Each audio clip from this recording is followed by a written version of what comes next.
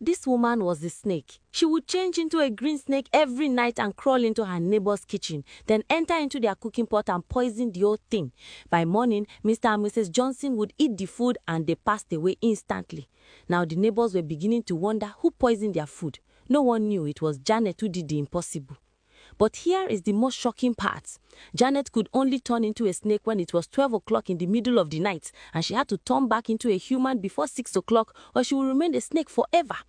Her husband married her from the village and brought her to the city. She looked so beautiful that her husband would never imagine he had married a witch. Not even one man could walk past her without turning back to admire her beauty. But whoever admired her beauty ended up dying in her trap.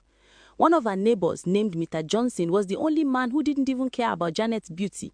Johnson loved his wife, and to him, his wife was more important than anyone, not even Janet, and that was exactly why she sent him and his wife to God. But one night, she turned into a snake again at exactly 12. This time, her husband woke up about 5 minutes later, but couldn't find his wife sleeping beside him. At first, he thought maybe she went to the toilet or something, but he waited a bit longer and Janet never returned. "I don't understand. Where is my wife?" he said, getting up from the bed. Then he began to search the house for Janet. He searched and even tried calling her phone, but her phone was right there on the table. Then he accidentally saw a snake crawling back into his house. That snake was Janet, returning from one of her evil doings. Her husband didn't even know, so he tried to stop the snake. He took a long stick and tried to get it, but the snake ran fast into the dark side of the outside, slipped through the window into the bedroom, and changed back into Janet as a human. "Honey! Honey!" Janet called her husband while pretending. So Mr. Paul heard Janet's voice and went back to the bedroom, but he was shocked.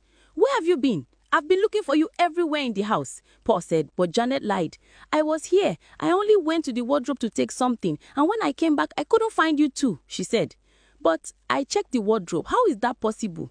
"Honey, you know you are feeling sleepy. Let's go and sleep," she pretended. She was so lucky her husband would have used that stick to kill that snake, and maybe she would not be alive again. By morning, people found out that one of their neighbors had passed away again. The police investigated but couldn't find anything. This was the second time that a neighbor had died from something unknown. It was still Janet, and only she knew why she was killing her neighbors.